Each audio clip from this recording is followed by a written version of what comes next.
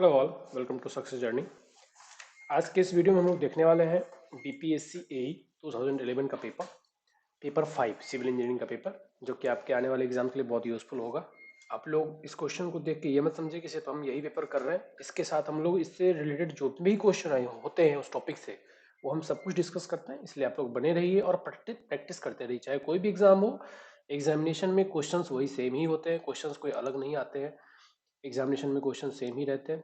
इसलिए आपको ये नहीं सोचना है कि मैं कौन सा पेपर देख रहा हूँ, ये मेरे लिए यूज़फुल है कि नहीं है। सिविल इंजीनियरिंग का एग्जाम है, मतलब सभी एग्जाम्स में चाहे कोई भी स्टेट का एग्जाम हो, क्वेश्चन वही होते हैं, रिपीट होते हैं, चेंज होके वैल्यू चेंज होता है, बट कंसेप्ट सभी में सेम रहता है। इसलिए आप इसे ध्यान से देखिए और उस टॉपिक से आपको जो भी क्वेश्चंस और किसी एग्जाम में पूछे गए हैं, आपको उसमें मेहनत करने की जरूरत नहीं है। मैंने ऑलरेडी उसको इस तरह से फिल्टर किया है या फिर इस तरह से क्वेश्चन को एक्सप्लेन किया है कि आप लोग उस टॉपिक से कोई भी क्वेश्चन किसी भी एग्जाम में आप सॉल्व कर पाए। तो चलिए वीडियो को स्टार्ट करते हैं और देखते हैं कि क्वेश्चन क्या क्या है। पहला क्वेश्चन है, for steel member exposed to weather and not accessible for repainting, the thickness of steel should not be less than। ये बहुत ही इंपॉर्टेंट क्वेश्चन है और ये बहुत बार पूछा जा चुका है। क्वेश्चन क्या कह रहा है कि कोई अगर ये IS 800-1984 वाले वर्जन में क्लियरली गिवन है। क्वेश्चन कह रहा है कि अगर कोई स्टील का मेंबर है और वो इस तरह से है कि वो एक्सपोज्ड है वेदर में, बाहर के एक्सपोज्ड है, और वहां पे हम रीपेंटिंग भी नहीं कर सकते, मतलब पेंटिंग भी नहीं कर सकते हैं, तो उसकी थिकनेस मिनिमम कितनी होनी चाहिए।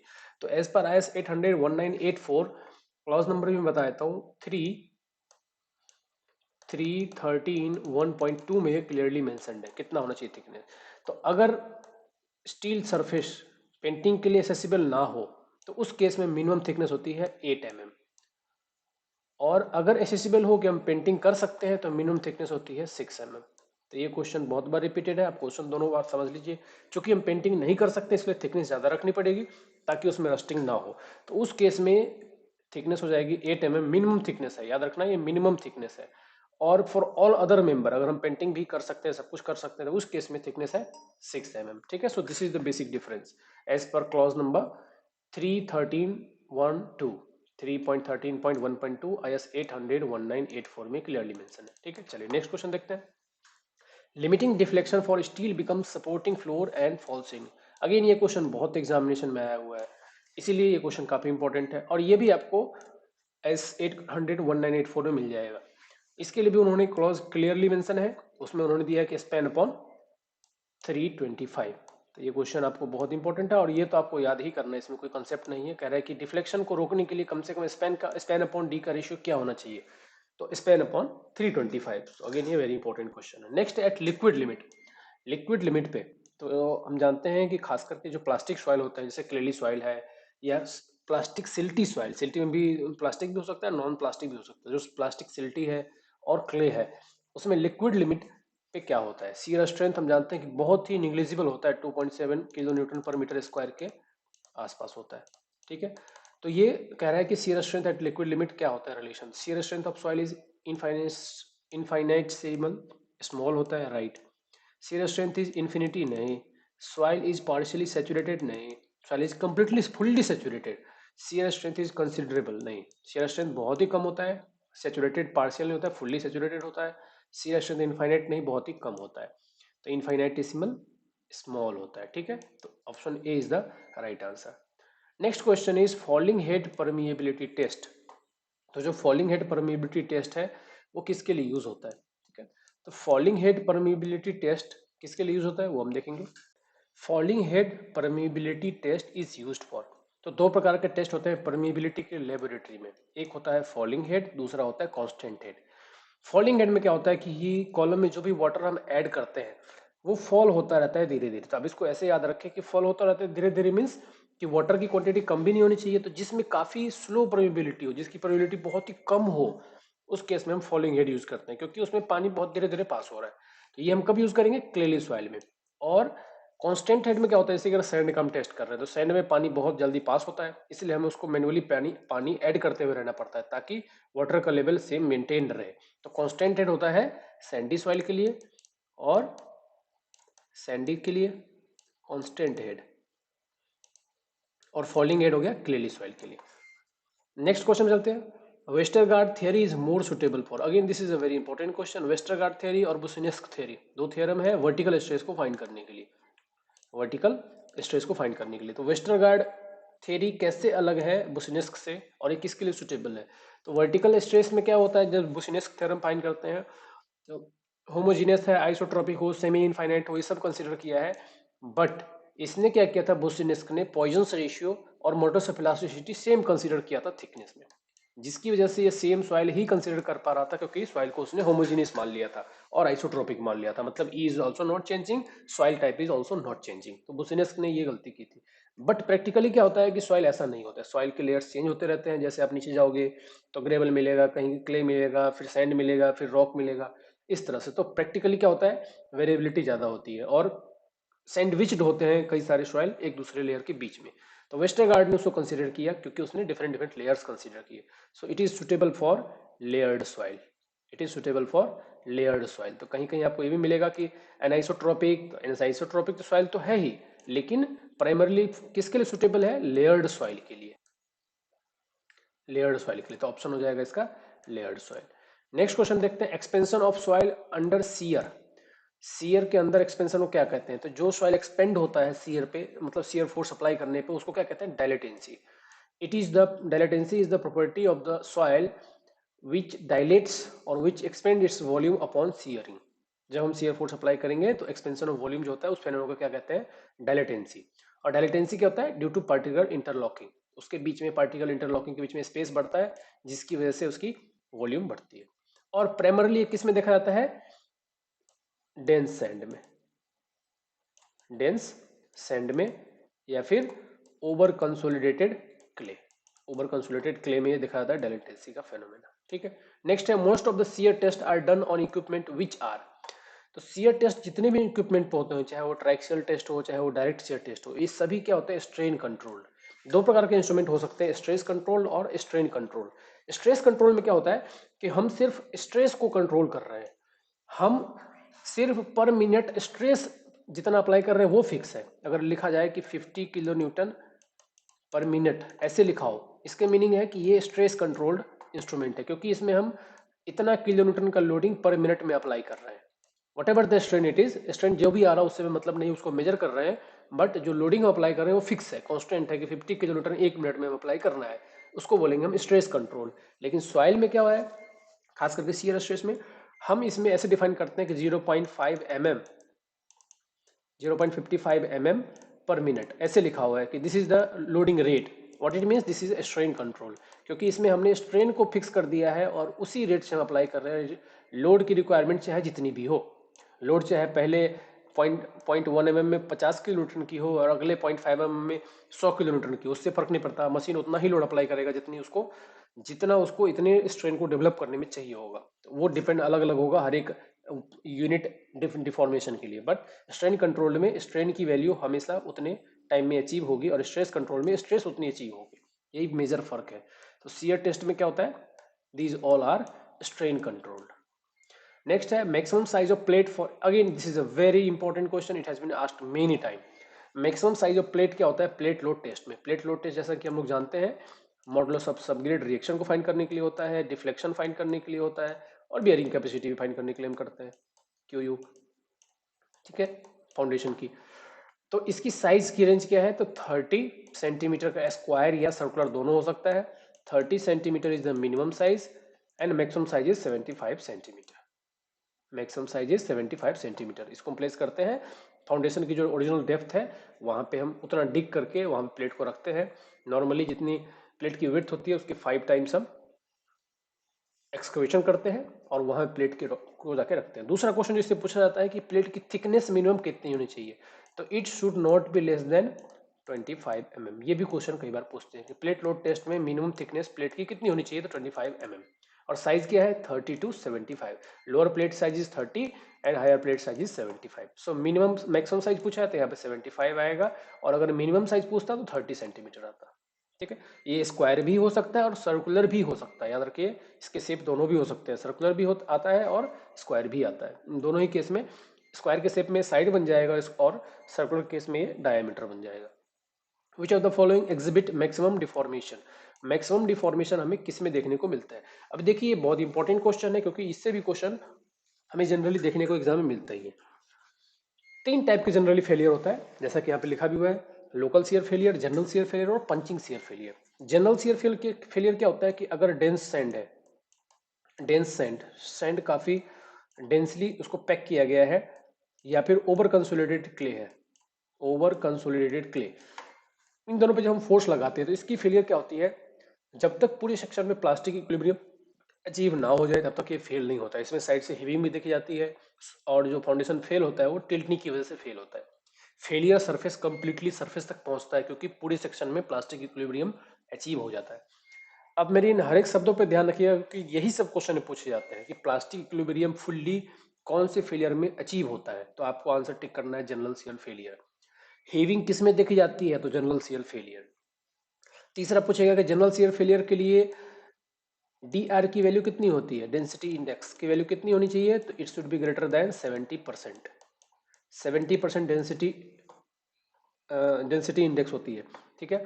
दूसरा पूछेंगे कि फाई की वैल्यू कितनी होती है, तो फाई की वैल्यू कितनी होनी चाहिए, फाई की value should be greater than 36 degree, ठीक है। तो अगर सॉइल की प्रॉपर्टी ये है तो उसमें कौन सा फेलियर होता है, जनरल शियर फेलियर।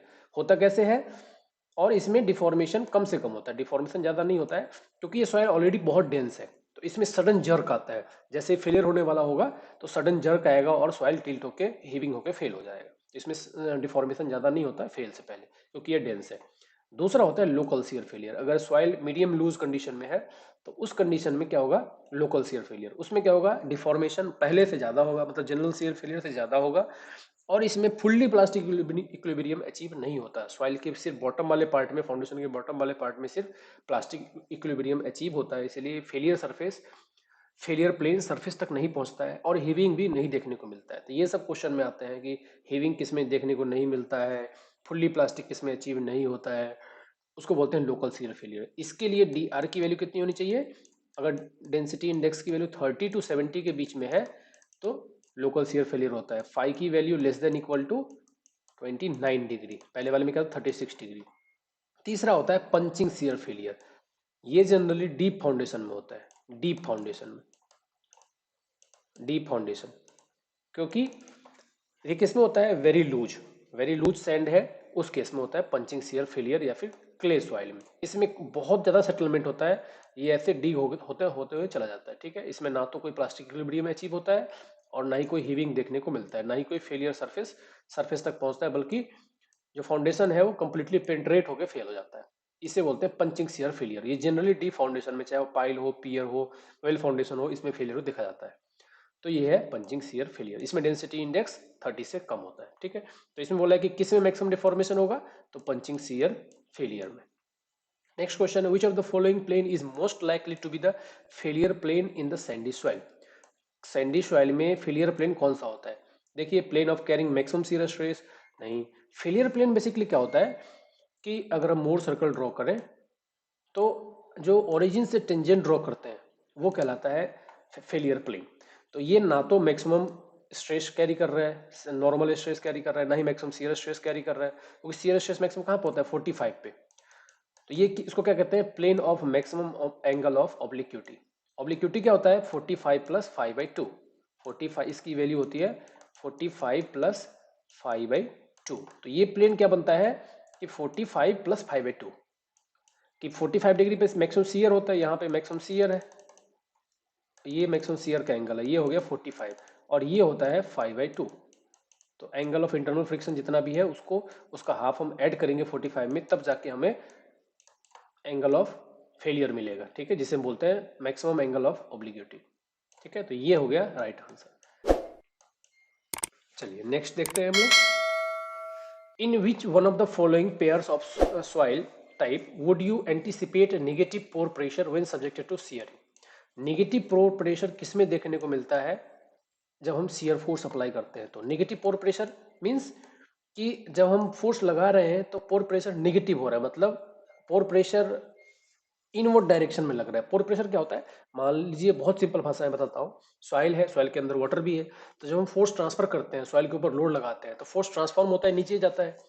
तो जो सॉइल कैरी करता है लोड, मान लीजिए 100 किलोन्यूटन का हमने लोड अप्लाई किया, उसमें से 80 किलोन्यूटन सॉइल से सॉइल ट्रांसफर हो रहा है, तो उसको बोलेंगे इफेक्टिव स्ट्रेस।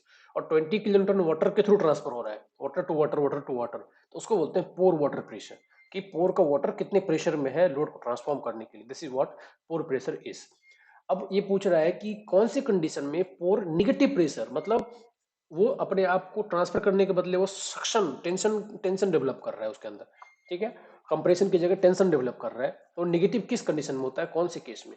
तो देखिए मैं आपको एक डायग्राम दिखाता हूं, ये डायग्राम आपको दिख रहा है, ये है पोर प्रेशर का कंसोलिडेटेड अनड्रेन्ड टेस्ट का, कंसोलिडेटेड अनड्रेन टेस्ट की फर्स्ट टेस्ट में हमने, फर्स्ट स्टेज में हमने क्या किया, कंसोलिडेट किया वाटर को, सॉइल को, और दूसरे स्टेज में हमने पोर वाटर प्रेशर मेजर करने के लिए इसको अनड्रेन रखा, और पोर वाटर प्रेशर का वाल्व हमने ओपन रखा ट्राइक्सियल टेस्ट में। तो ये क्या करेगा, पोर वाटर को मेजर कर रहा है। नेगेटिव किस में हो रहा है, देखिए ये है पोर वाटर प्रेशर, ये है पॉजिटिव का एक्सिस और ये है नेगेटिव का एक्सिस। ये किस में हो रहा है, ओवर कंसोलिडेटेड क्ले या फिर डेंस सैंड में। इनिशियली क्या हुआ कि इसमें जो पोर वाटर प्रेशर था वो पॉजिटिव था, और धीरे धीरे जैसे हमने शियर फोर्स अप्लाई किया, बाद में जाके ये निगेटिव हो गया, ये निगेटिव हो गया, ठीक है। तो ये होता है किसमें, ओवर कंसोलिडेटेड क्ले में और डेंस सैंड में। लूज सैंड में क्या हो रहा है, इसका पोर वाटर प्रेशर कंटिन्यूअसली बढ़ ही रहा है, ठीक है। तो आते हैं क्वेश्चन पे, किसमें आता है, over consolidated clay and dense sand, तो option D is the right answer. Next है, in a saturated clay layer consolidation with single drainage. करें सैचुरेटेड क्ले है और कंसोलिडेशन क्या है, सिंगल ड्रेनेज है, मतलब सिर्फ ऊपर से वाटर पास हो सकता है, ठीक है, नीचे से पास नहीं हो सकता, या फिर सिर्फ नीचे से पास हो सकता है, ऊपर से पास नहीं हो सकता। तो इस केस में इसका आइसोक्रोन कैसा रहेगा, इनिशियल आइसोक्रोन। आइसोक्रोन क्या होता है, कई कई बार ये भी पूछते हैं कि व्हाट इज आइसोक्रोन। तो line joining equal, equal pore water pressure, equal pore water pressure की लाइन को हम ज्वाइन करेंगे तो क्या कहलाता है, आइसोक्रोन। तो अगर सिंगल ड्रेनेज है तो क्या होगा इसका डायग्राम, देखिए यहाँ पे तो जीरो प्रेशर रहेगा और यहाँ पे रहेगा मैक्सिमम प्रेशर बॉटम में, इन दोनों को ज्वाइन कीजिए, ऐसे रहेगा पोर वाटर प्रेशर। जहाँ पे सॉइल से वाटर एक्सपल हो रहा है, बाहर जा रहा है, वहाँ पे प्रेशर जीरो, और जहाँ पे नहीं जा रहा दूसरे साइड में, वहाँ पे मैक्सिमम। तो इन दोनों को जो लाइन ज्वाइन करेगा वो क्या रहेगा, इस तरह से, ठीक है। तो ये कैसा शेप फॉर्म कर रहा है, triangle shape. As per IS code frequency ratio, जिसको हम बोलते हैं operating frequency to the natural frequency of the soil, should not be within the range of. तो अगर हम आईएस कोड की बात करें, देखते हैं आईएस कोड का कौन सा क्लॉज है, आईएस 2974 पार्ट 1 1982 या क्लॉज नंबर 5.2। ये फ्रीक्वेंसी रेशियो के बारे में क्या कहता है, should not be normally less than 0.4। तो ये कह रहा है कि 0.4 से कम नहीं होना चाहिए। और दूसरे कंडीशन में क्या कह रहा है कि shall not be lower than 1.5, ठीक है। मतलब ये पहले वाले केस में क्या कह रहा था, shall not be normally less than 0.4, और दूसरे केस में किस केस में कह रहा है कि wherever possible the natural frequency of the foundation soil system shall be higher than the highest disturbing frequency and frequency ratio shall not be normally less than 0.4। तो 0.4 से नहीं होना चाहिए कम। और कह रहा है कि ऊपर वाला जब पॉसिबल नहीं हो तो natural frequency of the foundation soil system shall be kept as lower as lowest distribution disturbing frequency. The frequency criteria ratio, frequency ratio in such a case shall not be lower than 1.5। मतलब 1.5 से ऊपर होना चाहिए या फिर 0.4 से ऊपर होना चाहिए, यही क्राइटेरिया है। तो इस केस में क्या है, यहाँ पे 0.4 की जगह 0.5 है, तो इस रेंज में नहीं होना चाहिए, ठीक है, इस रेंज में नहीं होना चाहिए, यही रेंज हमारे कोड में मैच कर रहा है, तो option A is the right answer.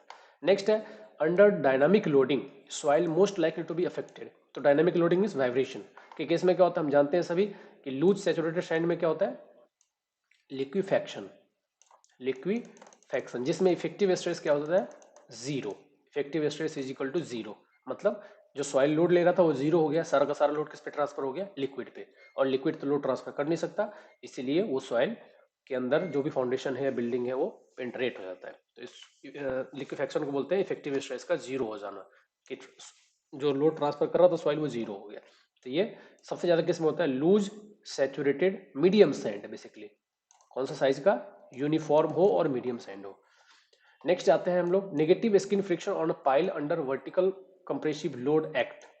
तो नेगेटिव फ्रिक्शन क्या होता है कि जब हम पाइल को डिग कर रहे होते हैं, मान लीजिए पाइल को हम ये डिग कर रहे हैं, तो पाइल जिस रेट से अंदर जा रहा है उसके ज्यादा रेट से अगर सराउंडिंग सॉइल नीचे जाना शुरू कर दे, मान लीजिए पाइल जो है वो 1 mm पर मिनट नीचे जा रहा है और सराउंडिंग सॉइल 2 mm पर मिनट नीचे जा रहा है, तो ये क्या करेगा, सराउंडिंग सॉइल इस पाइल को और नीचे खींचेगा, ये इसको साथ में खींचना चाहेगा, तो ये क्या करेगा, इस पाइल पे एक्स्ट्रा लोड लगाता है नीचे की तरफ, जिसकी वजह से लोड कैरिंग कैपेसिटी घट जाती है। अब यही पूछा है इसमें कि नेगेटिव सॉइल स्किन फ्रिक्शन की वजह से वर्टिकल कंप्रेसिव लोड क्या होता है। तो कौन सी डायरेक्शन में पहले एक्ट करता है, तो अपवर्ड, अपवर्ड वाला कैंसिल हो गया, ठीक है, सिर्फ आएगा डाउनवर्ड। अच्छा, increase the load carrying capacity नहीं, जो पहले लोड ये 20 किलो न्यूटन का बियर कर सकता था वो 10 ही बियर करेगा, क्योंकि सॉइल भी इस पे लोड लगा रहा है डाउनवर्ड डायरेक्शन में। तो बी आएगा answer, downward and reduce the load carrying capacity. तो this is the common effect, ये बहुत बार पूछा गया क्वेश्चन में, इसलिए बहुत इंपॉर्टेंट क्वेश्चन हो जाता है। Option B is the right answer. Next है, according to Skempton formula for surface floating on square shape. तो कह रहा है कि स्किम्पटन ने जो बियरिंग कैपेसिटी फाइंड करने का फॉर्मूला दिया है, उसमें से जो स्क्वायर फुटिंग के लिए है, तो उसके लिए नेट बियरिंग कैपेसिटी का फॉर्मूला क्या होगा on purely cohesive soil of cohesion C. तो सी कोहेजन दे रखा है, तो हम जानते हैं कि बियरिंग कैपेसिटी फार्मूला अगर हम बात करें उसके लिए स्किम्पटन के लिए, तो उसने कहा कि net ultimate bearing capacity is equal to C into N C, cohesion into N C. और एन सी फैक्टर के लिए उसने मेन सजेशन दी अपने, कि जो टरजाकी ने दिया वो एन सी सही नहीं है, या फिर वो सिर्फ सेलो के लिए एप्लीकेबल है, सेलो फाउंडेशन के लिए, वो सभी फाउंडेशन के लिए एप्लीकेबल नहीं है, क्योंकि ये एनसी की वैल्यू डेप्थ के साथ बहुत ज़्यादा वेरी करती है। उन्होंने क्या किया, एक चार्ट दिया अपना कि एनसी की वैल्यू हम कैसे फाइंड करें। तो देखिए आपको मैं चार्ट दिखाता हूँ, ये है उसका चार्ट। ये एनसी की वेरिएशन है किसके साथ, डेप्थ अपॉन विड्थ की रेशियो के साथ। जैसे जैसे डेप्थ अपॉन विड्थ का रेशियो बढ़ रहा है, मतलब विड्थ घट रहा है और डेप्थ बढ़ रहा है, उसके साथ साथ यहाँ पे जो ऊपर का चार्ट है वो है स्क्वायर या सर्कुलर के लिए, और नीचे स्ट्रिप के लिए। तो मिनिमम वैल्यू उसकी क्या है, 6 है, ठीक है। तो जैसे जैसे डेप्थ बढ़ेगी वैसे वैसे ये चार्ट आगे बढ़ता जाएगा। तो ये एनसी की वैल्यू वैसे वैसे ऊपर यहाँ पे आपको बढ़ते हुए दिखेगा। तो इसलिए इसके फैक्टर क्या लेते हैं हम generally, 6 time of C for cohesive soil, for cohesive soil, ठीक है। तो सी इज 6 सी। तो जनरली क्या होता है, ये फैक्टर की वैल्यू पूछ लेते हैं, कितनी फैक्टर होती है, तो 6। बहुत इंपॉर्टेंट क्वेश्चन है, कई बार आ चुका है। नेक्स्ट चलते हैं, undisturbing soil sample are required for conducting. तो अनडिस्टर्ब सैंपल हमें किस कंडीशन में चाहिए, तो आपको ये ध्यान रखना चाहिए, अनडिस्टर्ब मीन्स जिसमें सॉइल जो साइट पे है उसी कंडीशन में हमने लैब में लाके उसको टेस्ट किया, उसको बोलते हैं अनडिस्टर्ब। और डिस्टर्ब मीन्स साइट से हमने कैसे भी उठा लिया और उसको पैक करके लैब में ले आएंगे, फिर उसको टेस्ट किया। तो बहुत सारे ऐसे टेस्ट हैं जिसके लिए हमें अनडिस्टर्ब सैंपल चाहिए, जैसे कि शियर स्ट्रेंथ हो गया, कंसोलिडेशन टेस्ट हो गया, इन सब के लिए हमें परमिएबिलिटी टेस्ट हो गया, इन सब के लिए हमें चाहिए अनडिस्टर्ब सैंपल, क्योंकि इसमें हम एज अ होल एनालिसिस करना चाहते हैं सॉइल की प्रॉपर्टी को। और हाइड्रोमीटर टेस्ट हो गया, जिसमें हम क्या फाइंड करते हैं, पार्टिकल की size, shrinkage limit, specific gravity. ये क्या है, ग्रेन पे डिपेंडेंट है, एक पार्टिकल पे डिपेंडेंट होता है, इसलिए इनमें हमें इंडिविजुअल पार्टिकल चाहिए, इसलिए डिस्टर्ब चलता है। डिस्टर्ब की जरूरत होती है हमें, कोई फर्क नहीं पड़ता, क्योंकि हम डिस्टर्ब तो करने ही वाले हैं लैब में लाके इसको, उसको फिर हम मिक्स करते हैं पानी के साथ, इसलिए ये डिस्टर्ब हो ही जाते हैं। तो ये क्योंकि ग्रेन पे डिपेंडेंट है, और ये पूरे होल मास पे डिपेंडेंट होता है, इसलिए consolidation test, shear test, permeability test, इन सब के लिए हमें अनडिस्टर्ब सैंपल चाहिए होता है। नेक्स्ट है, in consolidation test curve, consolidation testing curve के लिए fitting method is use to determine. ये बहुत ही इंपॉर्टेंट क्वेश्चन है, ये क्वेश्चन से घुमा फिरा के एक ने क्वेश्चन आता ही है कि कंसोलिडेशन टेस्टिंग कर्व में फिटिंग मेथड किस काम के लिए यूज होता है, या फिर क्या फाइंड करने के लिए यूज होता है।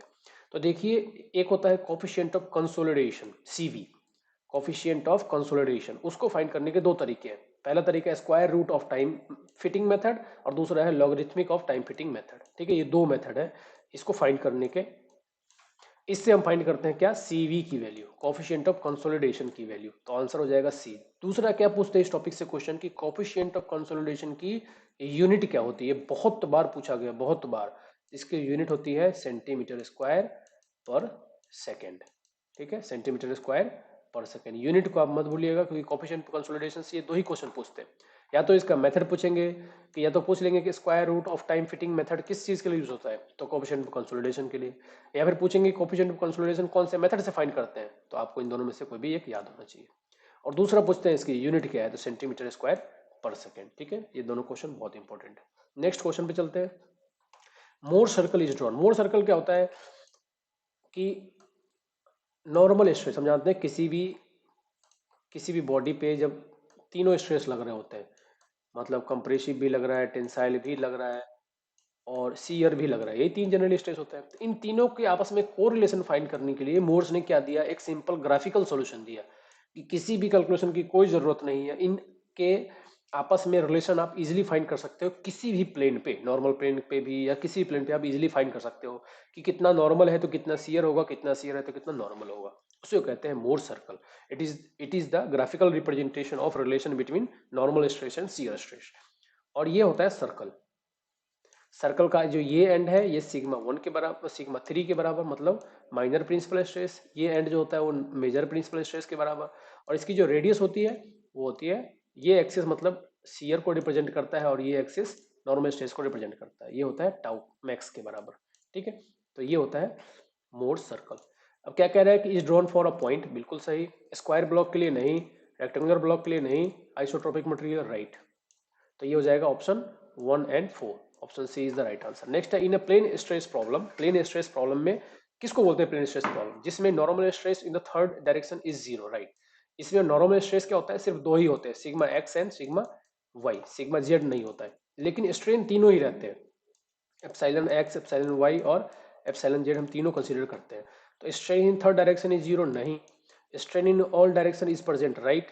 Normal stress in all direction are present, नहीं। नॉर्मल स्ट्रेस सिर्फ दो ही में प्रेजेंट होता है, तभी उसको हम प्लेन स्ट्रेस बोलते हैं। तो कौन सा हो गया सही? 1 and 3। 1 and 3 is the right. ठीक है, तो 1 and 3 मतलब option C is the right answer. Next है choose the correct statement from the following. Hooke's law is valid up to limit of proportionality, right. Hooke's law क्या कहता है कि hooks law क्या होता है? पहले आता है लिमिट ऑफ प्रोपोर्शनैलिटी, फिर आता है इलास्टिक लिमिट, फिर आता है अपर यील्ड पॉइंट, फिर लोअर यील्ड पॉइंट, फिर अल्टीमेट पॉइंट, फिर फ्रैक्चर पॉइंट। तो हुक्स लॉ जो है वो प्रोपोर्शनैलिटी लिमिट तक ही वैलिड होता है, जहां तक प्रोपोर्शनल है स्ट्रेस और स्ट्रेन। यही है Hooke's law. Stress is directly proportional to strain up to proportionality limit. This is what Hooke's law is. तो पहला स्टेटमेंट सही है। Hooke's law is valid up to elastic limit, नहीं। Limit of proportionality is always less than the elastic limit, yes. Limit of proportionality पहले आता है हमेशा elastic limit से। Limit of proportionality is either equal to और less than elastic limit, नहीं। Equal कभी भी नहीं होता, हमेशा पहले ही आता है। तो 1 and 3 is the right answer. Next question है copper rod of square cross section is fixed between two support. कह रहा है कि ये कॉपर रॉड है जो कि स्क्वायर क्रॉस सेक्शन का है, इज फिक्स्ड। तो मान लेते हैं कि कॉपर का एक कॉपर है, कॉपर का रॉड है जो कि यहाँ पे मान लेते हैं कि फिक्स है। ठीक है, यहाँ पे मान लेते हैं, एक मिनट में जरा इसको इरेज कर दूं।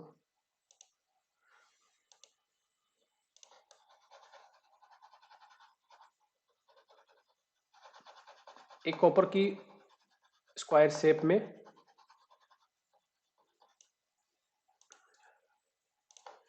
एक कॉपर की स्क्वायर शेप की क्रॉस सेक्शन की एक रॉड है जो कि रखी हुई है, फिक्स की गई है। इसको फिक्स की गई है दोनों साइड से। ये क्वेश्चन बहुत इंपॉर्टेंट है, ध्यान से सुनिएगा। कॉपर की रॉड है जो कि दोनों एंड पे फिक्स की गई है। Over which a steel rod is of square cross section is simply placed. इसके ऊपर एक स्टील का प्लेट सिंपली रखा गया है। ठीक है, इसको फिक्स नहीं किया गया, सिंपली रखा गया स्टील की रॉड को। अब कह रहे हैं क्वेश्चन में कि if temperature of the whole assembly is raised by T degree Celsius. इसको अगर टेम्परेचर इंक्रीज किया जाए T डिग्री सेल्सियस से, then the stress in steel and copper respectively are. Stress क्या होगा स्टील में भी और कॉपर में भी? देखिए स्ट्रेस और स्ट्रेन का क्वेश्चन इसमें आता है कि स्ट्रेस कितना होगा और स्ट्रेन कितना होगा।